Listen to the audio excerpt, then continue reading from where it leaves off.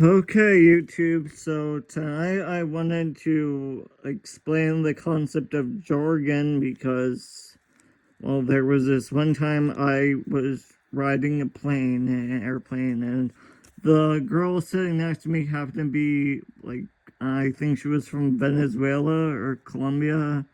So, of course, English was not her first language, but, I was trying to explain jargon to her because, the Spanish word of the day from SpanishDictionary.com was la jerga, which means jargon, but she didn't know what jargon was. So, I mean, even I, a native English speaker, jargon it's a more advanced word, I guess. It's a little uh, abstract idea, and I guess it's just shorthand. So yeah, that's basically what jargon is. It's shorthand for like when people are familiar with a certain job or task that they do every day, they can just say on the rocks. Like, I know bartenders, you just say on the rocks. That means you want ice with your drink. That means you're getting ice. So I thought I'd share with you some music jargon because I did take music. I was in band in high school. I did all the way up from elementary school, 4th grade, to marching band in high school. So I know most people don't. They quit after 2 years of the violin, maybe. Like, at least that's what all my siblings did. Or 6 months, or a year, or whatever. So first, I want to talk about DSL coda. This symbol means DSL coda, and in Italian, it literally means go to the coda.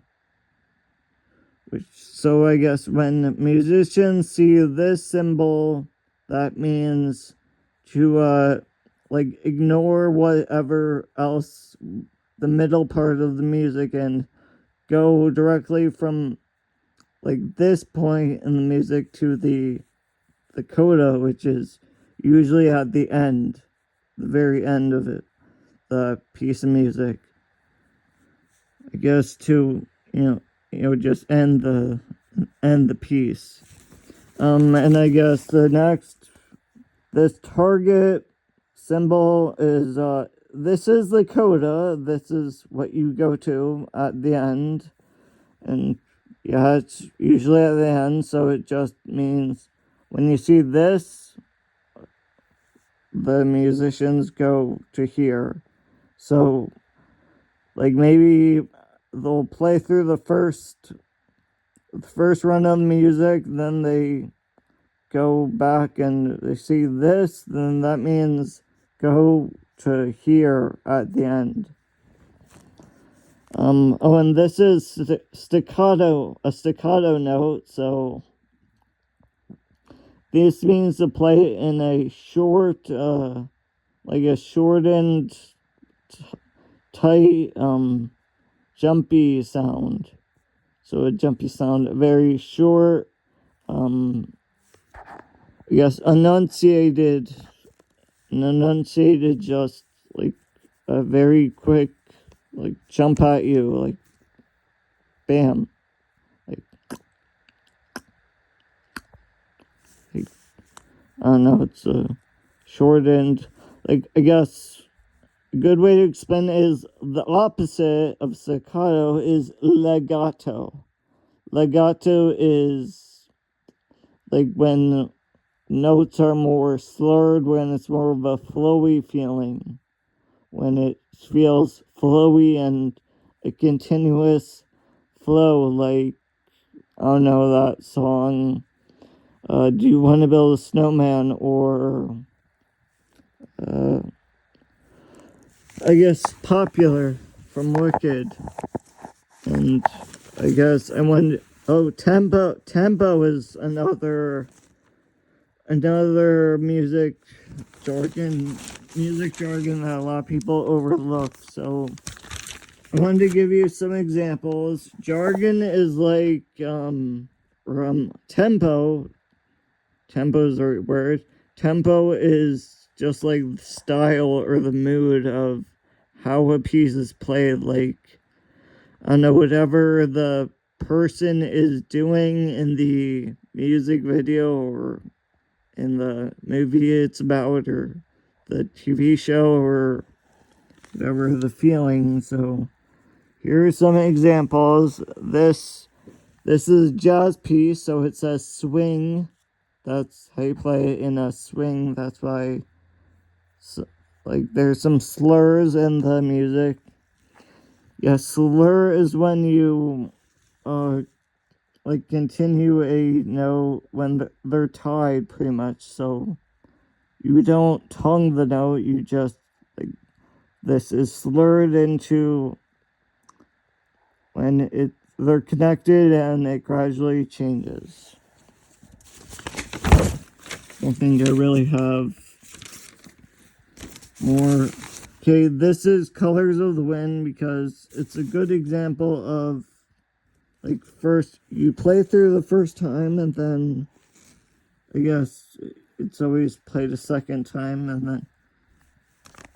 then see the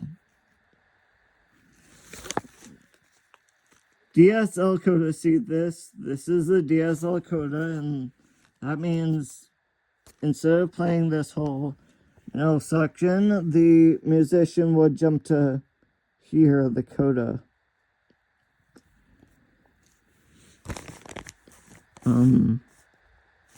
So the tempo is just moderately, so I guess that's like average. How, without much emphasis on like being slow or fast or anything.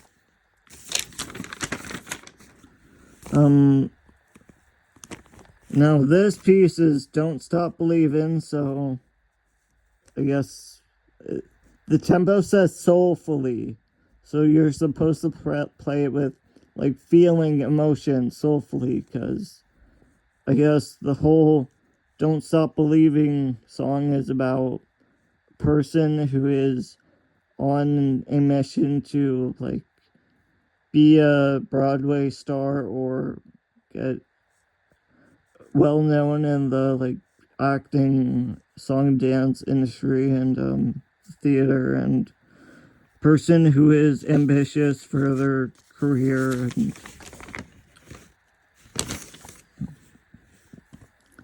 then here's what I was talking about. Do you want to build a snowman? So this is of course about little kids who I guess are establishing friendship. Well, actually, I know in the movie it's their sisters. They're both siblings, but they're just, I guess, trying to get over a rough patch in their relationship. They had a falling out and they're, I don't know, trying to get back together. So it says playfully because I guess it's about childhood, and I mean, the target audience of the movie is children, so I'm sure that would appeal to them. Playfully. It's called Playfully, and you can see there's a lot of legato notes in here. So these are played legato, like softly, and a smooth transition without much emphasis on them being like separate notes.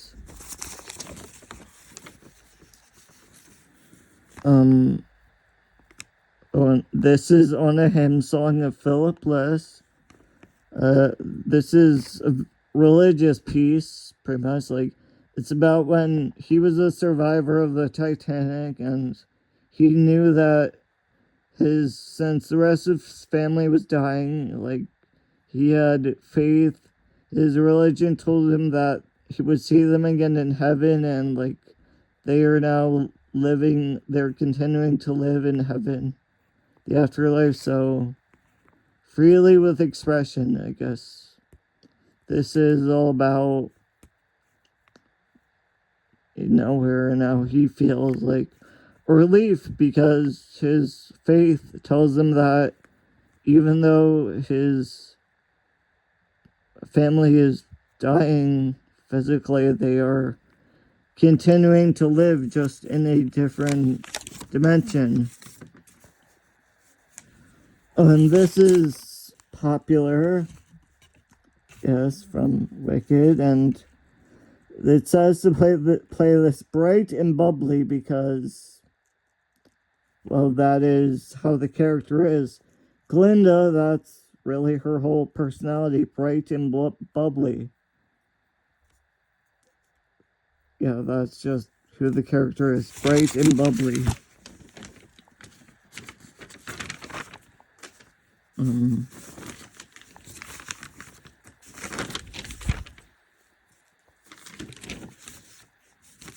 Let's see.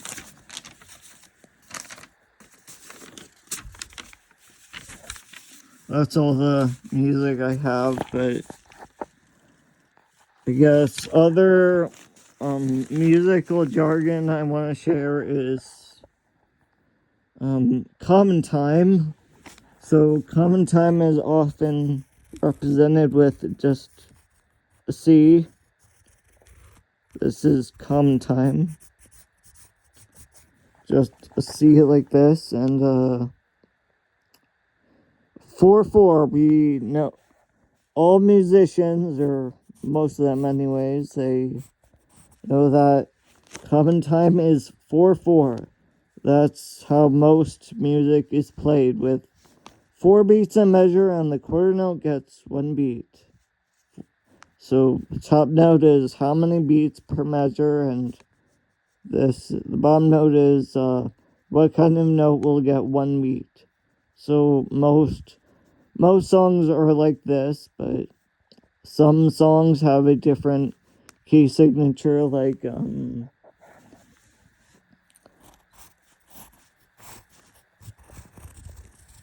I've seen 4/8, so that's like twice as slow, and or so sometimes 6/8, I've seen that, and well, just there are lots of others, like there's 9/8 and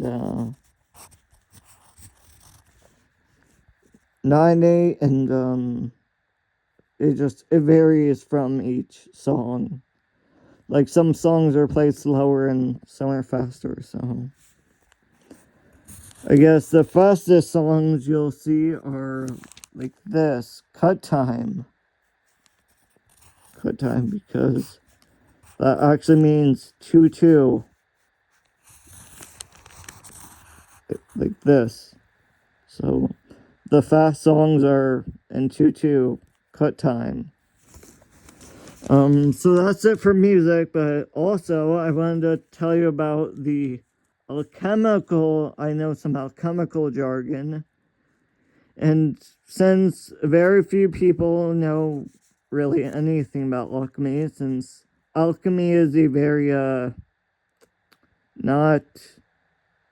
it's an arcane thing that very few people, learn anything about or spend much time thinking about. So, well, the first bit of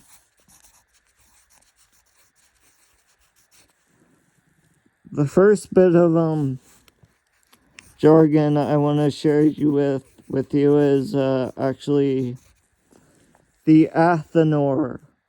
Athenor means their fire source. So it's like each profession has a different word for their fire source. Like blacksmiths use a furnace, they'll heat the metal, and a potter uses a kiln.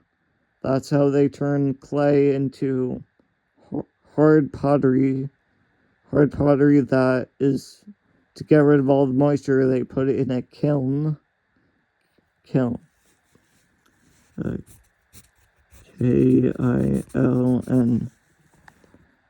guess that's some pottery jargon. no, I wouldn't say rebus. A rebus is actually special term for the divine hermaphrodite. That's really what it means, divine hermaphrodite, because I guess it's about the combination of feminine and masculine energies. So a balance of yin and yang. I don't know, that concept of a rebus is pretty hard to grasp, but I guess yes, it's about a balance of uh, masculine, feminine. Like feminine has a mercurial state where it's jumpy. Like it's often represented by a little bird.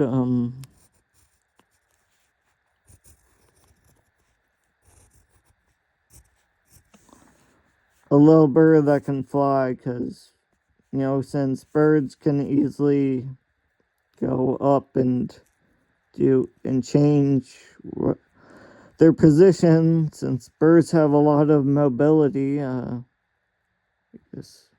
They're mercurial. That's what Mercury is like. It changes. It can easily jump in a short period of time. It has a lot of power, and so that's a rebus, the divine hermaphrodite, and this is a symbol of two rivers becoming one. Represents, I guess, the completion of the great work, or the ending, the final, like, completion of your task. Because see these two things that are, I guess, also represented by masculine and feminine, yin and yang, or they've become one. So, yes, and this symbol is actually represents the sun. Or, well, it can also represent gold. I guess the dot is supposed to be more in the very center, but I don't know, I'm not very good with geometry, I guess. Or at least by eyeballing it. So this is supposed to represent the sun, or gold, and that's why the Target, I'm pretty sure the store Target has that's why their logo looks just like this, because it's supposed to have some effect on your subconscious brain, and it draws you in because you see gold in it, and people like gold. Humans usually like gold because it's prettier. It looks like the sun. And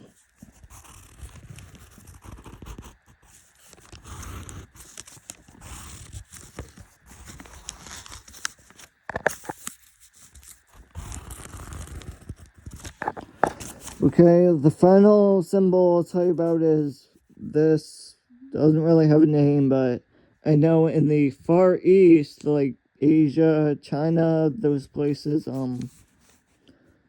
instead of having a circle with a dot in it, a disc, this was their symbol that represented like the culmination of like divinity and the completion of the great work, and I guess gold and whatever. So, oh, and I don't have a symbol for this, but I'll tell you about the alembic. Is well, actually, I can make a symbol for this.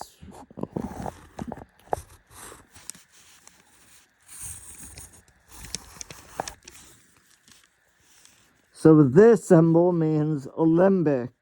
It doesn't really look like, this is not how a real alembic looks, but whatever, I guess it's shorthand.